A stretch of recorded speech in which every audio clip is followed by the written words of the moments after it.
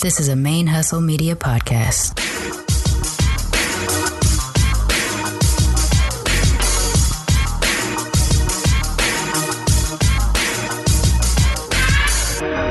Hello and welcome to the show. My name is Jackie O and you're listening to Militantly Mixed. Yo, this is Rashani from the Single Simulcast. And when I'm not making you laugh or making up parody songs, I'm kicking back, listening to Militantly Mixed.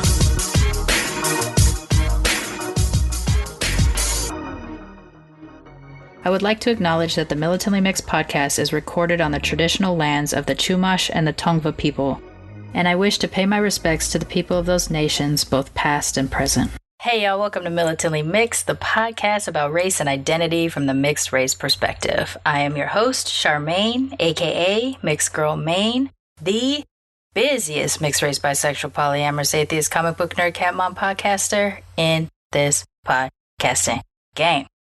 This is episode 93, and my guest today is Liz. Liz comes to us from the Militantly Mixed group, the private group. I had posted a thread a while back about crafting. I wanted to see who in the group were also crafters because I knit. Knitting is my craft, but I have recently started sewing masks and everything like that. I'm not a strong sewer, though, so I don't consider myself a sewer, but I am a knitter.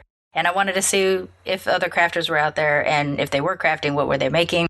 And Liz posted pictures of her reclaim fashion. So she takes, older outfits and things like that and, alters them and reconfigures them and to make them entirely new styles. And I was into it. I was like, hey, can I ask you some questions about that? And offline, we get to chatting and we set it up. We set up a time for her to do her pre-screen. So usually when I have a guest on the show, I set up what I refer to as a pre-chat or pre-screen, which is a video call that I do that's supposed to be about 30 minutes, but they always end up running longer, to get a chance to sort of break the ice. A lot of my guests are regular-ass people just living life while mixed and coming on to speak to another mixed person for the very first time. So I don't want there to be 15 minutes of awkwardness while they're getting used to me, and then the show starts to break open and they're comfortable finally talking, and it's like, oh, it's time to go. So I do that pre-screen to break the ice and also to lay boundaries of the conversation. If there's an aspect of your story that you're not comfortable sharing, I don't want to accidentally or inadvertently trigger you by bringing something up. So if you give me a keyword of something like, just don't ask me questions about my dad, let's say, for example, then I'll be like, okay, I'll avoid conversations about your dad. And then we'll just go into a conversation and you don't have to tell me why. I don't want to know. That's your story. If you want to share, you share. If you don't want to share, you don't share. But there's things that you may not want to know publicly, especially if you think your friends and family are going to be listening. I understand that as well. It's one thing to have a conversation about mixedness with other mixed people and feel like it's safe enough to share something really intimate. It's quite another thing for your family to learn something over a recording for the first time that you're experiencing. So I allow that pre-chat for those types of things. Lay your boundaries, break the ice, get used to me as a person. That system worked really well in the beginning because I was just speaking to strangers all the way throughout.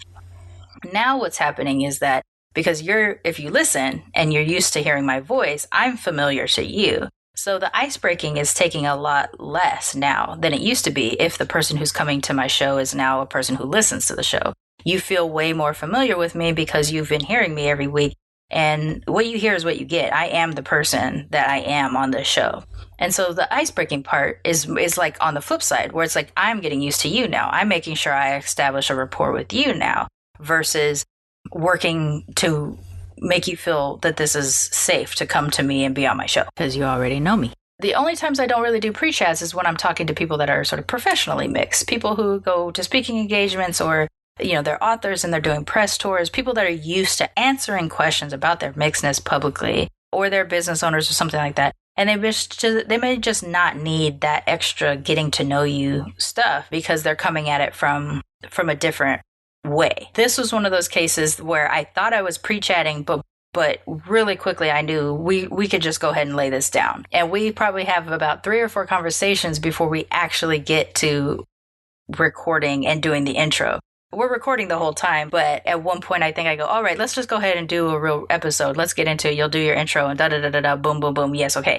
And then we go on another tangent. So where I'm entering in this episode, where you're going to hear us pick up, is at the very end of probably the third or fourth conversation that we've had within this recording. And then about 5 to 7 minutes in, I say, okay, we keep doing this. I need you to introduce yourself so that we can get everybody knows who they're talking to, and let's get into it. The reason why I cut the episode the way I did is because of what we were talking about before that intro. I think it was important to share, and it was a good part of the good nugget, I guess, in the conversation to share.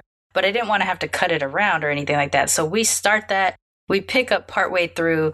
Mind you, at this point, we've probably been talking about for 45 minutes, and we should have already been recording a real episode if we were going to be doing that. So you're only going to hear about 5 to 7 minutes of that, and then I'm going to do the intro with her, and then we're going to get back into our conversation. But that's why you go so long into the episode before you hear an introduction. It's why I'm talking about her so much at the start of this episode, because I want you to know who we're talking to.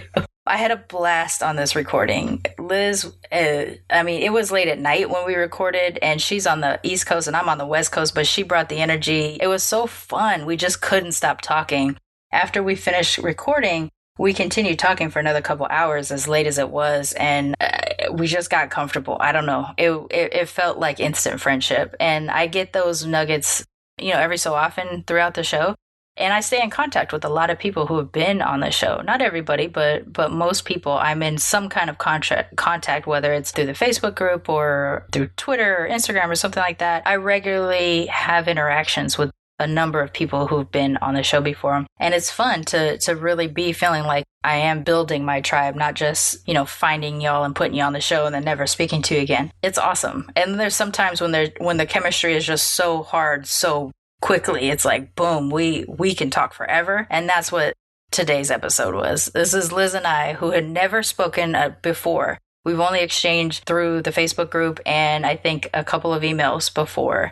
And we came in like we were already pretty established in our relationship. And it was fun and I had a good time. It was energy charging and all that kind of stuff. It was just a really fun time.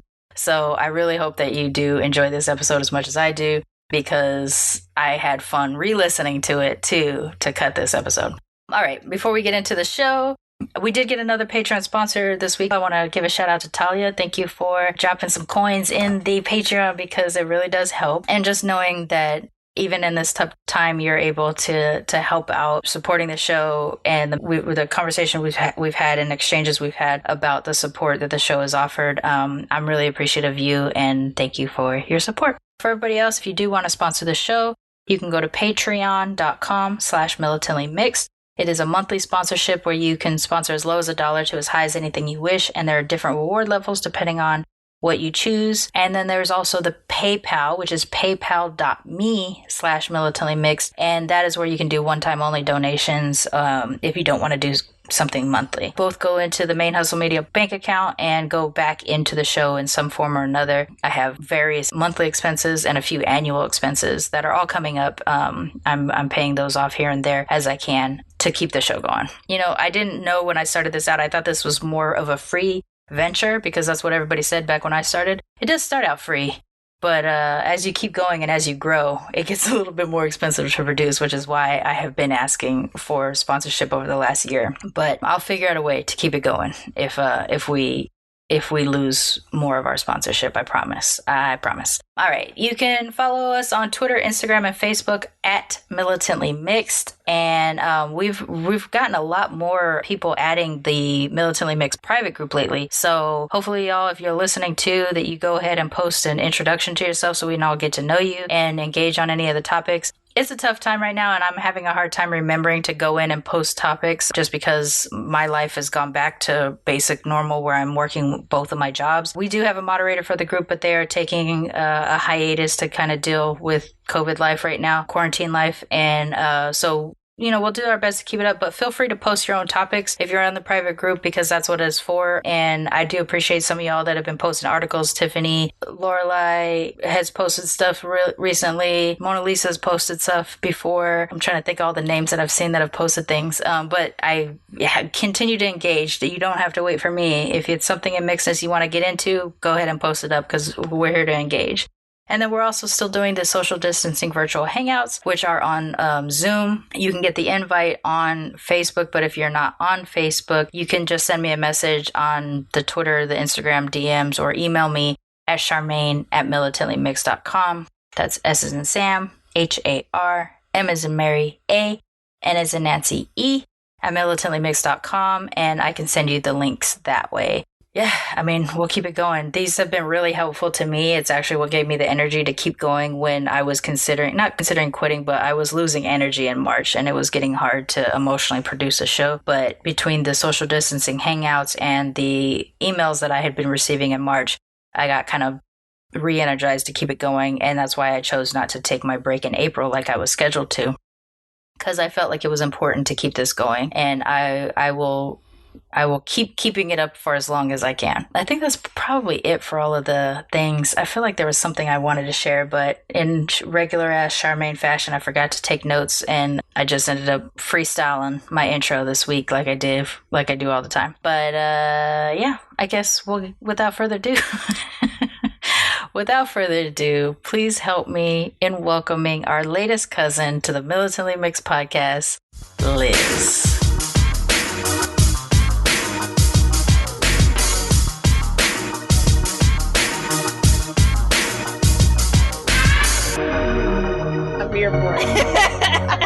It's so funny because I've tried to find so many different ways outside of the show to ask other mixed people that I spot on the road, like, you know, are you like me, mixed? You know, like as opposed to like, what are you? You know, that kind of stuff. Girl. Because what are you? What are you? Goodbye. There's so many different. There's just so many ways when someone asks a question, the way that they ask it, that it kills. But I love being asked what I am by mixed folks, but I try to find a less delicate way to say it. Yeah. It's like, are you like me? That way we're already a part of a tribe, you know. Yeah. All right. I'll always be like, you're black and fill it in for me, boo, because I know it's coming. Black and what? You know? Right. It's funny because so earlier you had said offline, you know, that people think you're Dominican or dark Puerto Rican. And I tell people, like, if I'm on the West Coast, I'm Filipino or Mexican. And if I'm on the East Coast, I'm Dominican or Puerto Rican. Because, you know, I'm yellowy, but I got black features. And usually black people will say, what are you mixed with? Which I receive with all joy. Like, they acknowledge not just that I'm part black, but that I am mixed. Like, that makes me happy. Whereas no white person in my entire life has ever asked that. The closest I've come to it in the non-gross way, you know, what you're so exotic or whatever, blah, blah, blah, is I knew a mixed person once and I think you might be like them. And it was like still cringy, but it was the closest to they really tried. Yeah.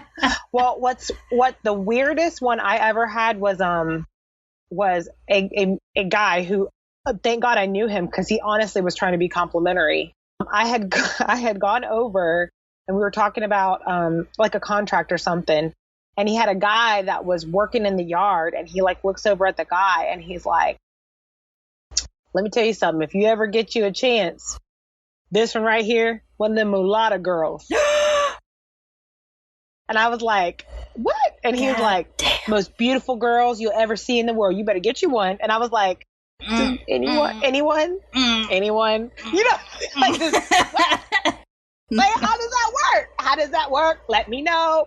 But I realized, like, he really thought he was being complimentary, like, and he really wasn't trying to be rude at all. He just thought that was, you know. So later on, we did have a conversation about it, but I was like, yo, you can't do that now. Like, you understand that mixed people are no longer just going to sit down and take it. Like, that's not how. We're not Heinz like 57. We're not Mutts. We're not mulatto. No, I know exactly. I can, on my mom's side, I can tell you my exact genealogy all the way back to the first Carpathian kings. So you're not going to tell me who I am on that side. On my father's side, we're back to 1831 right now. So you can hold up on trying to make me be all the things. You know what I'm saying? Because I know a lot about my heritage. I've taken all the 23 and me's and 47 and them's and 96 and the other people's, because I'm interested. And I think that all the puzzle pieces are the most beautiful thing that we can really put together. It's just such a dope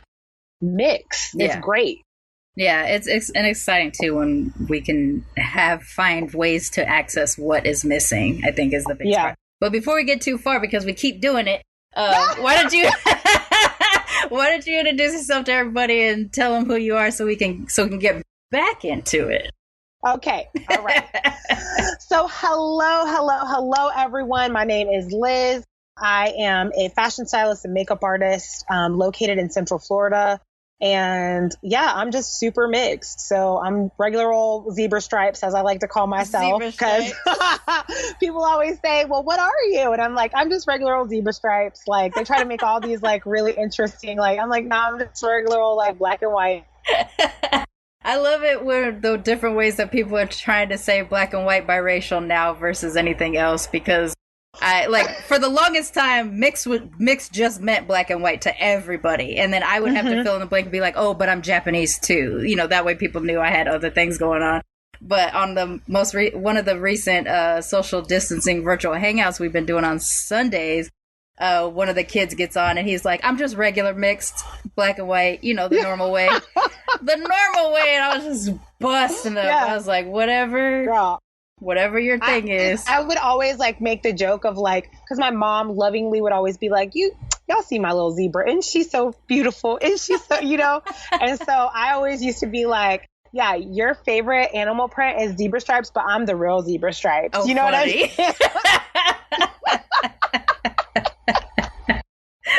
I like the even though pandas are from China and I'm from Japan, I do like to say I'm black, white, and Asian like pandas, but you know, if they were just in Japan, it would be perfect. Because the other part of being Asian is that you like to separate, like, we're only Asian here. Because back there, we are different. Right. Like, y'all can be Asian, we're Japanese, thanks. Right. So interesting. I love it. But I'll tell people I'm a little bit of a panda, so. All right, let's get into it. So you came in hot on the recording, just already like, I am happy, I am mixed, I'm ready to go. Let's get into it, which it makes me really excited because sometimes I find myself, especially through the show, talking to people who like I'm the first mixed person they've ever talked to outside of their family. And so for you to just be like, let's go in, we're both mixed, let's talk about it. That's pretty exciting for me. So why don't we get a little bit of background on you? Like, what's your, besides being a zebra, like, well, what's your, how'd you understand your mixedness when you were growing up? You know, it's super interesting because I grew up in a super mixed family, which was only super mixed families at the time. So, you know, I didn't have any, other than Vanessa Williams, you know what I mean? And later on Halle Berry, I didn't know of any mixed people really until I was a senior in high school. My other cousin that was in school with me, my other cousins that were in school with me, we were like the only mixed kids, you know? Okay. And so we have several different versions of black and white in our family, right? And then Mexican and black as well. And, you know, a couple other like different combinations. So we really kind of grew up like a little United Nations-ish. Okay. You know what I mean? In my family, they called us the United Colors of Benetton. Do you remember that ad campaign? Yes! Yeah, because the same, just like you, like I have black, white, and Mexican half siblings. I've got black and Japanese and white cousins. I got white and Japanese cousins. I got black and white cousins. Like, and then it's like 3/4 black and a quarter white, or 3/4 white and a quarter black. Like everybody all over the place. Listen, if any of y'all want to pop up at my family reunion, they're not gonna question it because you know, I honestly, like, I can remember. It's crazy that you bring that up. I can remember thinking how amazing the United Colors of Benetton ads were because I identified with that because there was no biracial or mixed race representation, you know what I mean, in the world. And, you know, so it really, it's not like today where I walk around and I'm seeing this. One of my favorite things to see are all the little mixed girls holding their mommy's hand, right?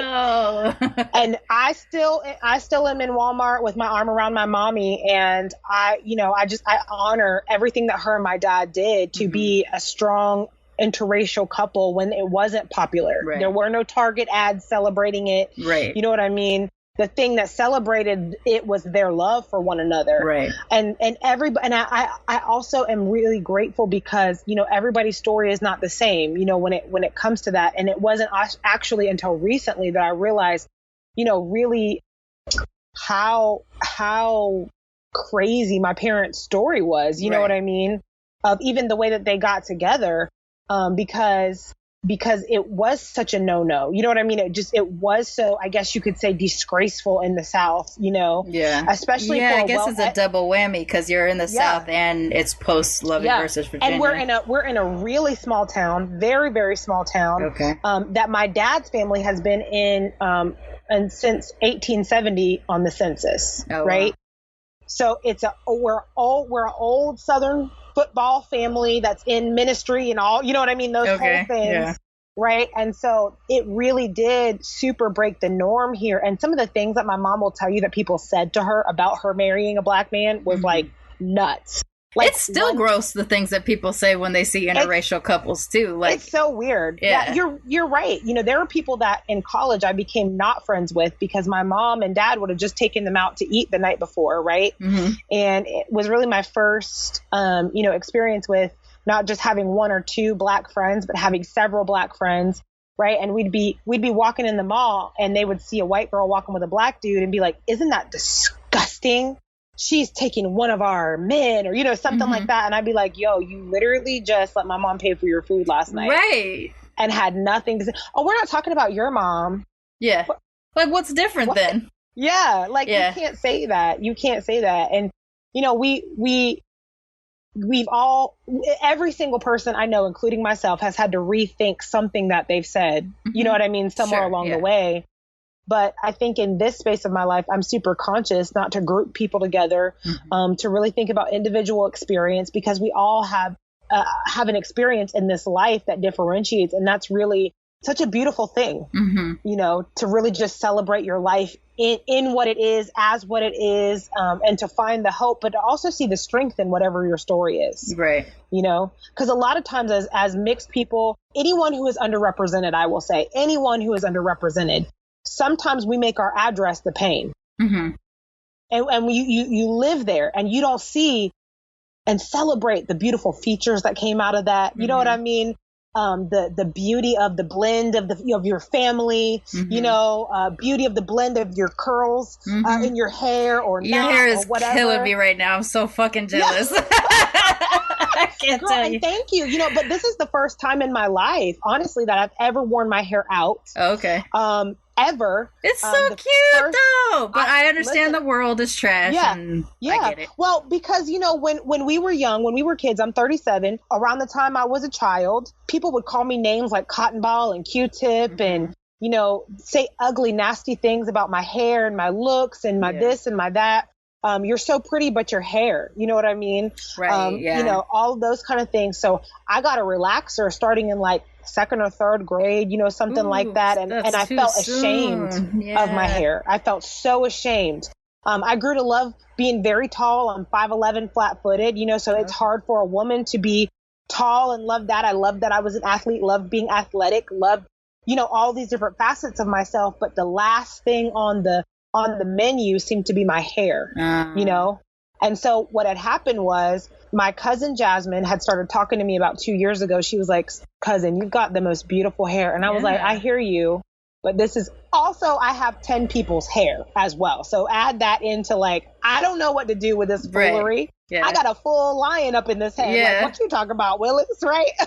I just love a natural, like, you don't understand. Listen, I am growing to, you know, I've been looking at, I'm creating new Instagram material, right? And my fro is just giving me this power that I didn't have before.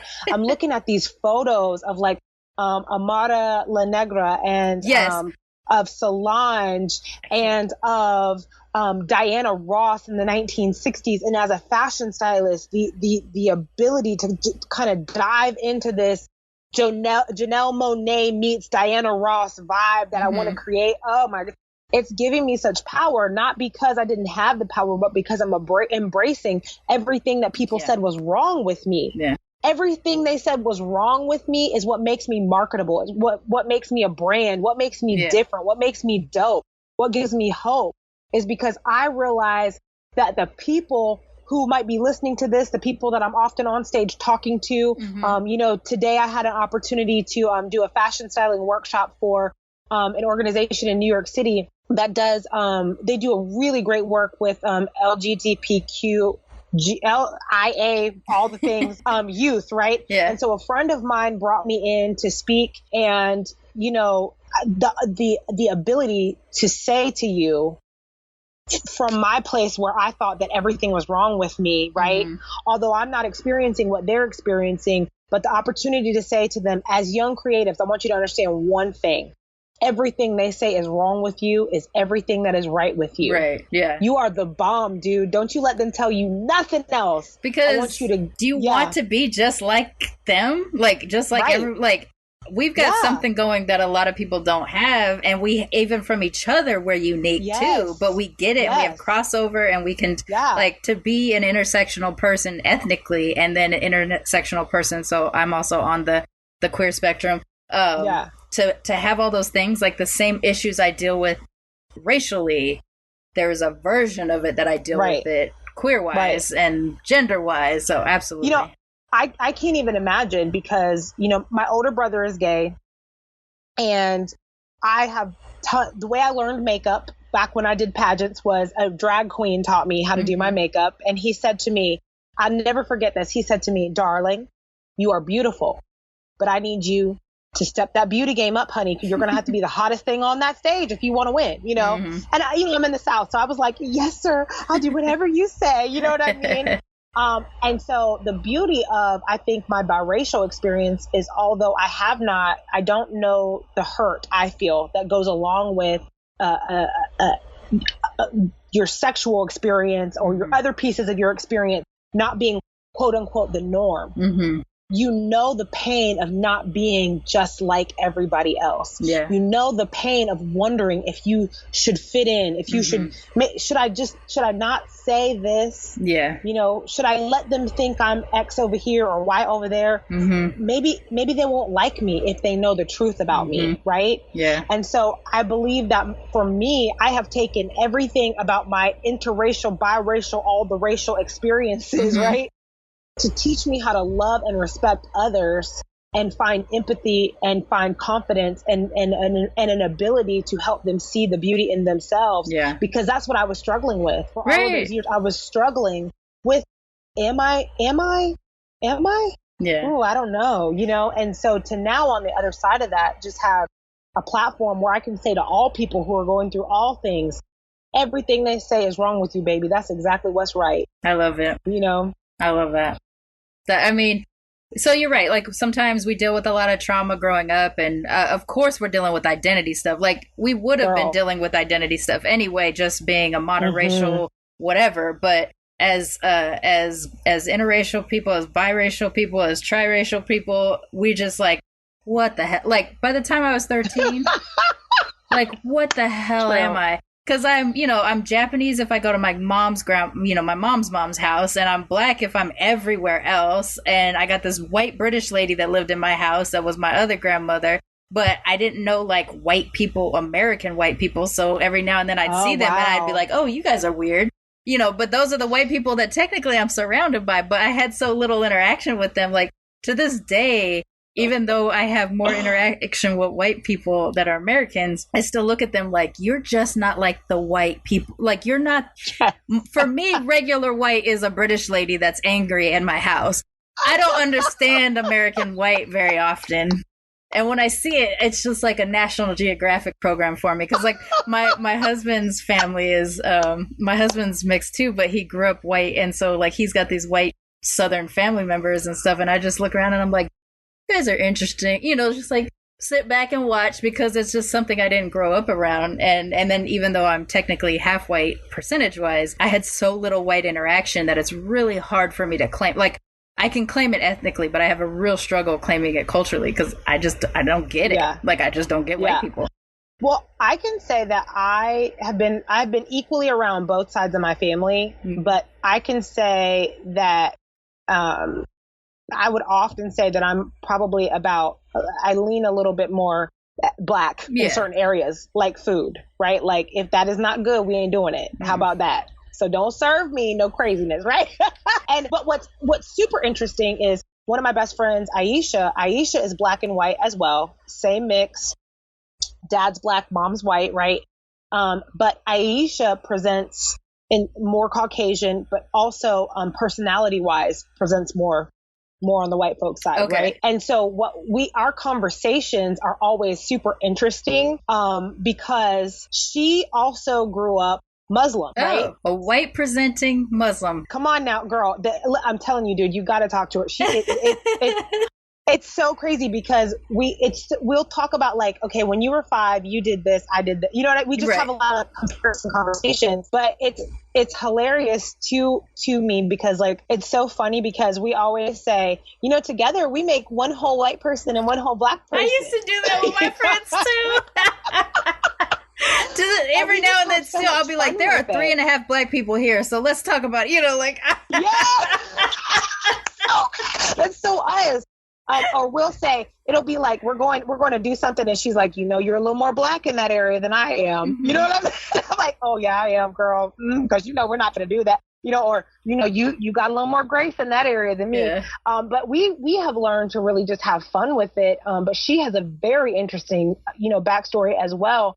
And I realized just through so many different people's, I'm so interested in people's stories about being biracial, which is what initially super attracted me to Militantly Mixed, because I love people's stories about being biracial, because we have all experienced it in so many different ways. Right. Yeah. And it's a beautiful thing because we are a group of people who are rising right now and realizing our power to be empowered, to be whoever it is we want to be puzzle wise. You know what I mean? Right. There's no longer, you cannot tell me that I'm only X or I'm only Y or I'm only Z. And also I'm not checking other because I know exactly who I am. Right. I'm not an other.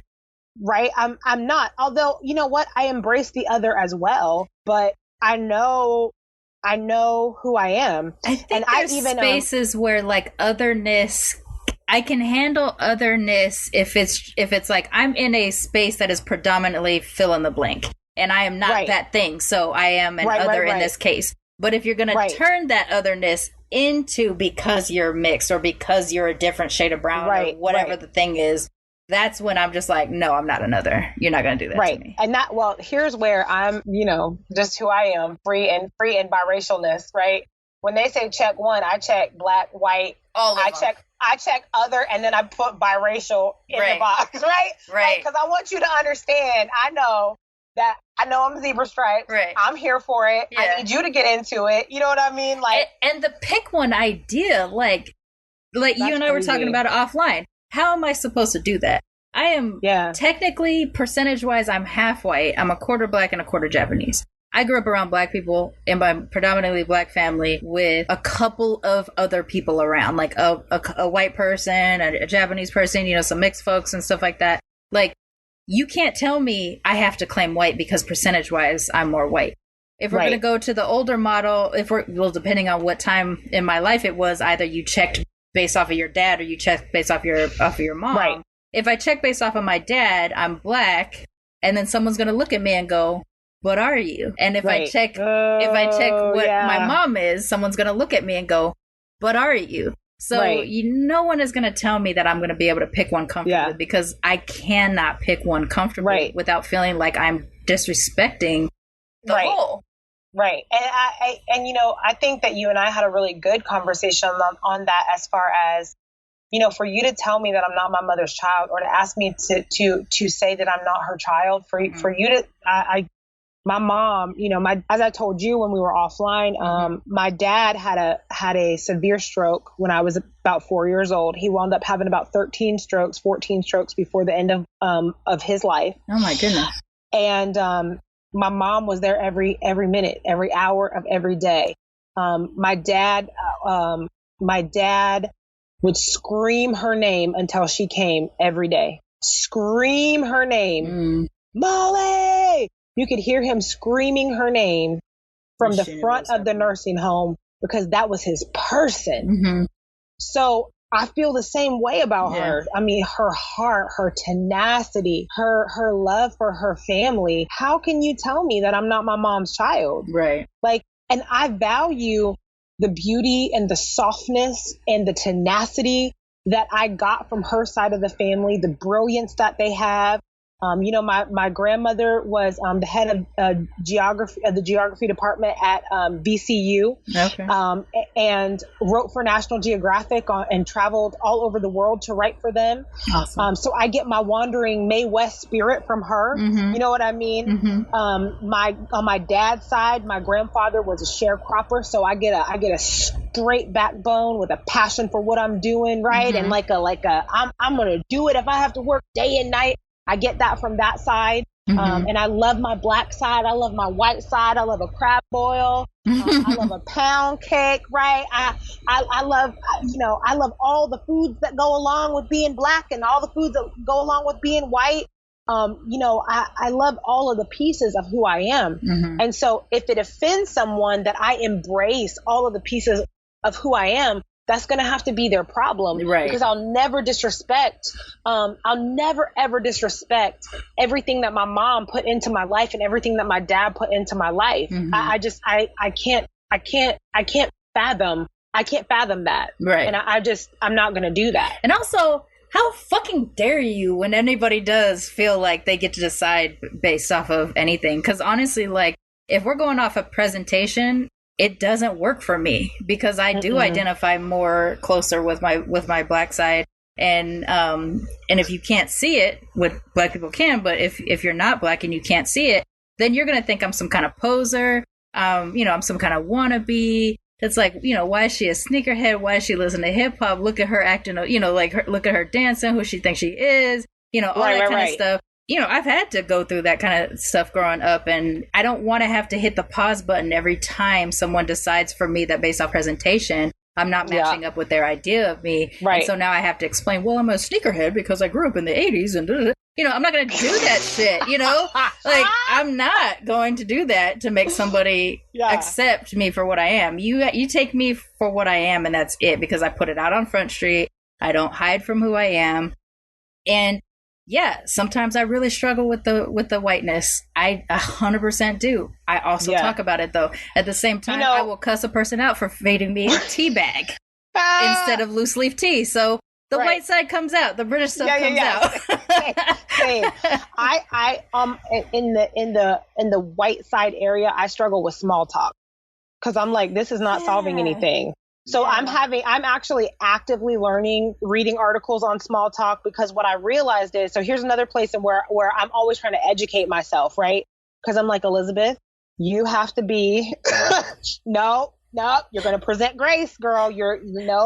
So I had to educate myself on the fact that, like, in the French courts and in the English courts, they felt like it was high manners for a lady to be able to entertain people. And although that is not what we say today, right? We don't own and honor that today. That's why it's built into the culture on that side, where on the black side, why are you asking me so many questions, dog? I don't really understand. And also, this is not solving anything. This ain't paying no bills. This ain't, you know what I'm saying? So I have to, like, Elizabeth, this is not an interrogation. I know it feels like an interrogation. All she asked you was if you like cold weather more than you like hot weather. And you feel bothered right now. Like, I instantly got tense. I want to believe I'm more open-minded in that moment, but the second you said it, I was like, why? My people can't come from the cold? No. Like, I've had to really, I think a lot of people don't realize it because I'm very funny and jovial and things, but I've had to work on myself, because I'm like, listen, like, that's not what they're trying to do, girl. They're just trying to. She asked you if you like steak. She didn't say, I know it's her fourth question. I know it's not solving any world issues, but this is how you know, like, or I'll call my mom and I'll say, Mom, give me the small talk speech, because you know I'm about to have to small talk all day. And, you know, but what I've been really trying to embrace, like, knowing the areas I need to, you know, kind of work on and those kind of things. And just learning to, like, love all the pieces of what that looks like. Mm-hmm. You know, because you can't only love X and not Y, and only love B and not, you know, and that's kind of what I never wanted my address to be, that I didn't love all the pieces of the journey and all the pieces of, you know, who I am. And it's been such a struggle to get to that point that I could embrace all that, my hair, my skin tone, my, you know what I mean? My curves are kicking. You know what I'm saying? Like, right. I to just have the freedom to embrace all of that. You know, I even went through a phase where I did not date Black men at all, because I had an experience with a boyfriend in high school where people in his family would always come up to me and be like, you know, you're Black, right? You know, you're Black. You're Black, right? You're Black. You're Black. And I would always be like, there's nothing wrong with that, but my mom is white, right, as well. So I'm Black and white. I love being Black. Yeah. And I love being half white. You know what I mean? Like, I love all of the pieces of me. And I understand that presents a problem for some people, because they might think I'm trying to shirk. No, I love a step show, sis. Come on now. Like, I love sneakers. Like, I love my high heels. I love graffiti. I love break dancing and hip hop and mastermind lyrics. Yo, I love all of that. And I also love all the pieces of who I am as an interest, and all the pieces of everything that goes into my culture. And so just because you feel like you want me to feel how you want me to feel, or you want me to own what you want me to own, that's not my address. And I'm not doing that. My address is that I'm Black and white. You know, I love all the pieces. I embrace all the people. And if you don't embrace you, or you don't embrace, you know, how I feel over here, that's going to have to be who you are. Right. Because I value both pieces. Do you find, so this is kind of interesting. This is actually something that's only ever happened to me on the Black side also, because white people have never done this, like, you're part white, you're white, right?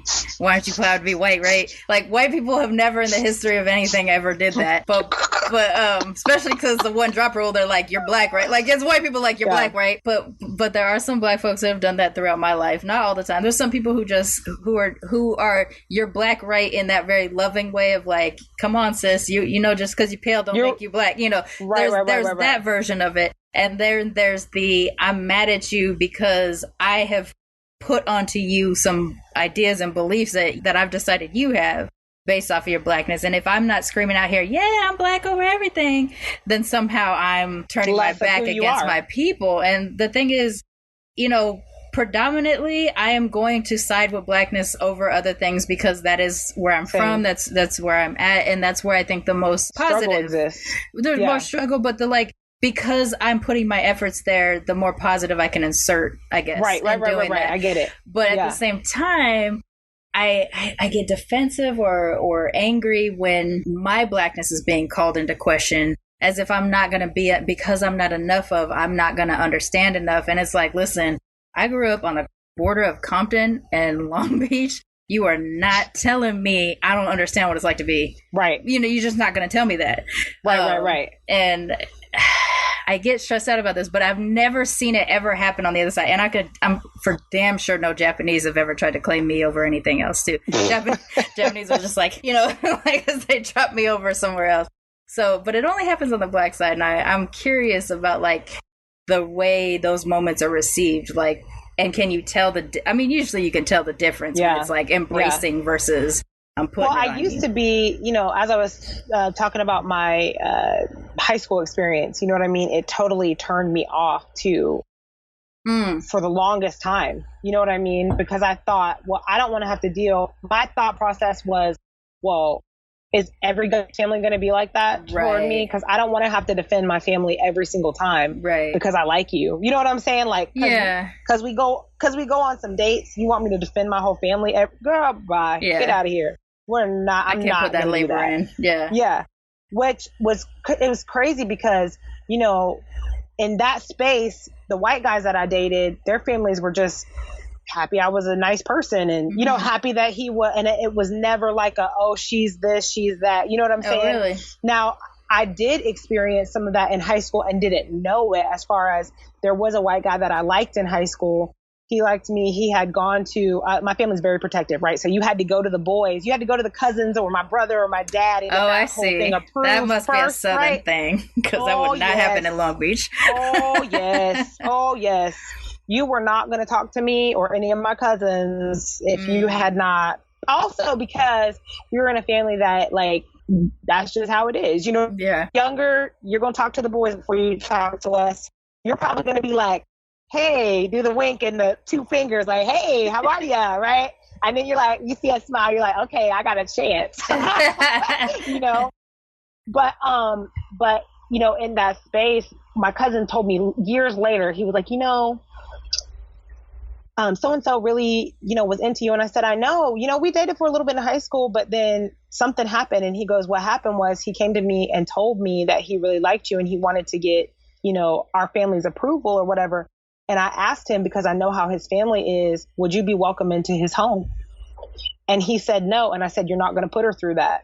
She's not, you're not going to make her your guinea pig. Right. And he said from then on, he knew that he had to back off. And I said, that's crazy, because I just thought he thought I was ugly and moved on. You know what I mean? It was never like a discussion between me and that guy, but I think he knew that my family wouldn't approve of his family not approving. Right. You know? Right. So, you know, and I could respect that, but, you know, later on, I respect the call that was made. But, you know, in my dating life, it's been kind of weird. You know, just from the stance of you to be able to have that conversation with them too. But of course, it's a high school relationship. But like, still, yeah. In my life now, you know, I'm an equal opportunity employer. Like, I just like what I like. You know, I like smart, I like tall, and I like funny, and I like a great personality, and I want to be able to have a great conversation on all different types of things, and you know, just vast interests. Like, and we don't have to match on color, and we don't have to match on exact interests, but you know, those kind of things. So in my life now, it hasn't really presented an issue, but I am very cautious that if the guy is white, that he has dated a black woman or a biracial woman at some point, and that I'm not his experiment with dating some exotic girl. No, we're not. No. Nice try. And also, like, I really would like for somebody else to have explained my hair to him before he gets to me. Like, don't be running your fingers nothing to through cool my the hair. fire down quick than that conversation. That's funny. Well, you feel like we talk about it enough. I know it can't just be my lens, that I hear enough about it on TV or on the internet or something, that at this point, someone has had to cross your face at some point. Yes. Like, do you understand? You know, I wear wigs sometimes. So there you go. Okay. The benefit is you're never going to be bored, because you're going to have a new girlfriend every time. There you go. That works. That's one way to have, Listen, sometimes you got Beyonce, you had Etta James a couple months ago, you had Diana Ross, you had all the greats. Elizabeth Taylor came in for a couple minutes. Like, you had all the greats. You have no complaints. Dolly Parton stopped through for a couple weeks. Like, you're good. You're fine. You have them all. Like, that's your benefit. You're welcome. You're welcome. It's a 10-for-1 price over here. You're paying rent with one girl, but you got all of them. You know, I mean, there's some, because, like, I mean, you get the gross questions sometimes. I have been asked before if I'm like a real Japanese wife. Like, goodbye. Fuck you. I got nothing. Like, I just got nothing to say to that one. Like, what the fuck does that even mean anyway? Shut up. And then there's the thing of, like, I have been told that I'm best of both worlds, but there's something I don't really particularly like either. But I've also been told that the good thing about dating a mixed girl like you would be that I can be with a black woman without being with a black woman. Wow. And that wasn't even someone that was a potential partner. That was just someone commenting on the benefit of me because I'm How mixed. dare them? Right? So Yeah, there's some gross stuff that pops out, and I've heard it across some of these episodes too, where other people have dealt with weird things that people say to them, or the fetishizing and stuff that goes on with us. But but yeah, like I'm in that space somewhere between, like, if it's a white guy that only dates brown people, I got questions, because like it's on both sides of my family, right? Like, my white uncles and grandfather found yellow brides in Japan to bring back to America, and have, that kind of, there's that part of my family. And then I also have like the black men that have dated white or Mexican or Japanese women to have babies with, because, they're not black women and that kind of thing. Like, I've seen it on all different kinds. I've had a white uncle named Tom who kissed my black aunt and said at Thanksgiving that while he loves his dark meat, and then kissed her, he was really going to prefer white meat for Thanksgiving. What? Yes. So like, I've seen the gross, and I get nervous about someone who is either collecting an experiment experiences and things like that.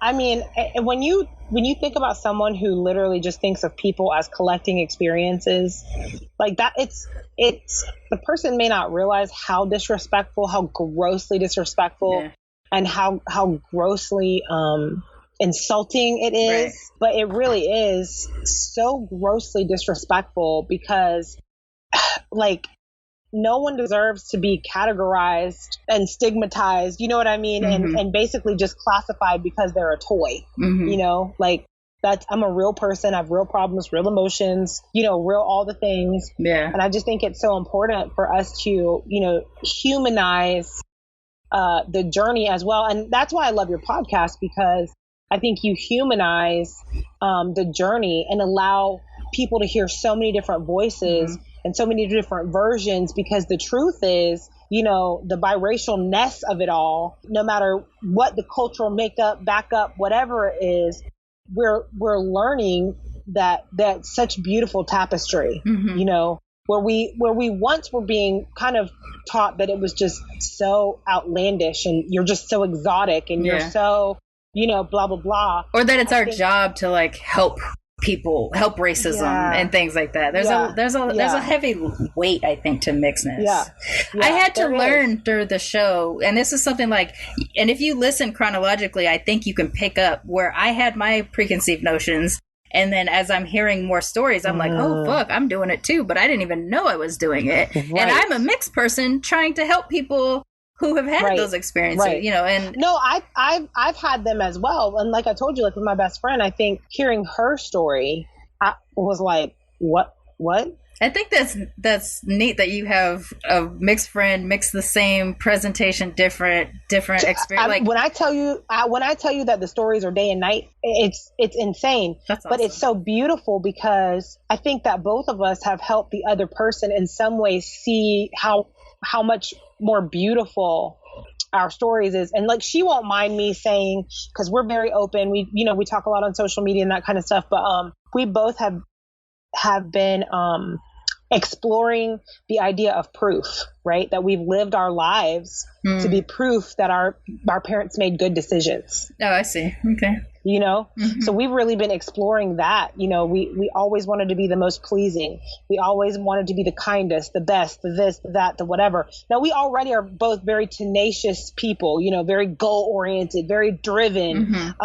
We call each other like it's a football game every day. Like, all right, you're on the 50-yard line. Yeah, me too. Let's do it. You know what I'm saying? We're already that type of person. So I think in some way, feeling like we needed to be proof of our parents' great decisions, kind of added. And we really, literally just in the last few weeks started having this, discussion about us being proof. And I think that the opportunity in having that discussion, is that you can help yourself drop that. But like, I'm just enough in my skin. I don't need to be proof of anything other than that. I woke up today and decided to do the dang thing. Right. I woke up today and decided that the next thing on my goal list or my checklist was the right thing to do. And, our parents, everybody's parents made the right decision. The black, white, pink, purple, yellow and pink, orange and yellow, polka dotted, striped, whatever, when they decided to make their kid a good person, period. So we don't have to live our lives to be proof that our parents made right decisions. We have to live our lives to be proof that the next right decision was the decision that we made. That's awesome. And I think that's a good place to kind of start transitioning out, because we're coming close to the end. But first of all, before I ask my final question, I do just want to say, like, it's awesome to talk to somebody who's at that level of comfort with their mixedness, that's comfortable in their skin, even as there are things that sometimes pop up that we're just like, oh, today's not the day, like today's not gonna be a good mix day, but still to continue to try to access as much as possible to fight that fight of comfort in our own skin, I think is an important thing. I'm glad that you're doing your hair journey right now, because that makes me happy that you feel power within your hair. I think hair so much power. Like, I think it really changes when we get a chance to embrace those things that we've been told for so long to not embrace. So it always hits differently when there's someone who's coming at it with a lot less trauma or whatever. But I like to ask all my guests what they love most about being mixed to end things on a positive note. This whole thing has been positive, so I'm still curious. Of all the things we've talked about so far, what do you love? My favorite part of being mixed for me is the story, that my parents actually met. My mom, so my dad was in the NAACP. My mom was testifying for the state against a principal who was treating the Black children badly. Oh, wow. And her and some of her friends got together, some other teachers got together, and they testified to the state. And then my mom and dad I think my dad had seen my mom in that space and was like, she cute. Oh, I like that right there, right? And then they officially met in the supermarket in the fruit section. Oh, funny. Right?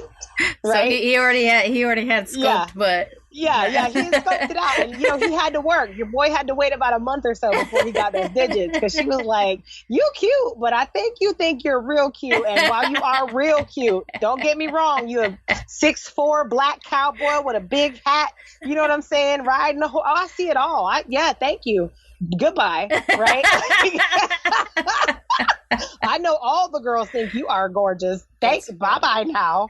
And I think that he had been like the guy that every girl was like, oh my gosh. So I think that the fact that she was like, no, sir. I think that was like, ooh, what is this? That's funny. So for me, when it comes to my mixedness, I love the story. I love how all of the ingredients went into the story. I love how my the things that have worked for me and against me in my biracialness have taught me grace, have given me empathy for other people, and an understanding of love, and love's lack of color, love's lack of being Green Acres or uptown or downtown or, whatever. It really just being a level of respect for someone else and choosing them every day. And I think even in my friendships, I just have respect and love and I let people, like, I choose you every day. Might not have talked to you in 2 years, but I'm still choosing you, right?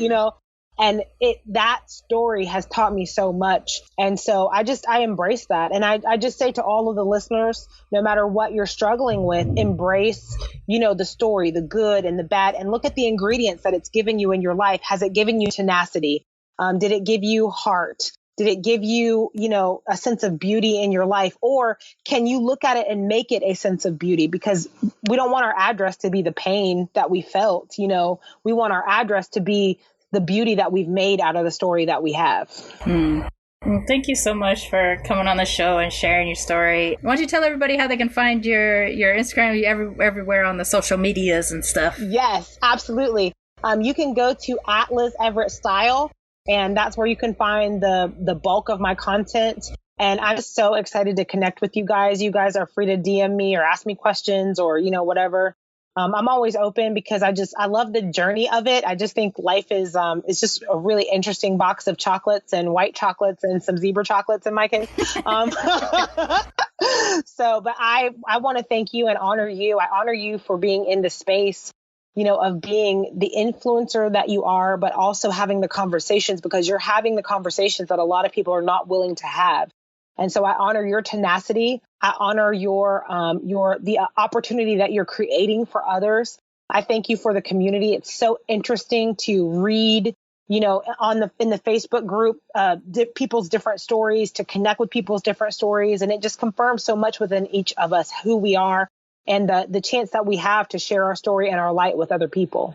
Well, thank you again so much. I appreciate you. I'm glad that you're participating in the group and for coming on the show and sharing your story. Thank you. You're welcome.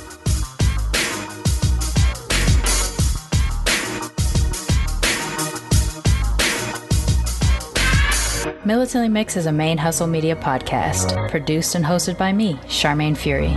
Music is by David Bogan the One. You can follow us on social media on Twitter, Instagram, and Facebook at Militantly Mixed.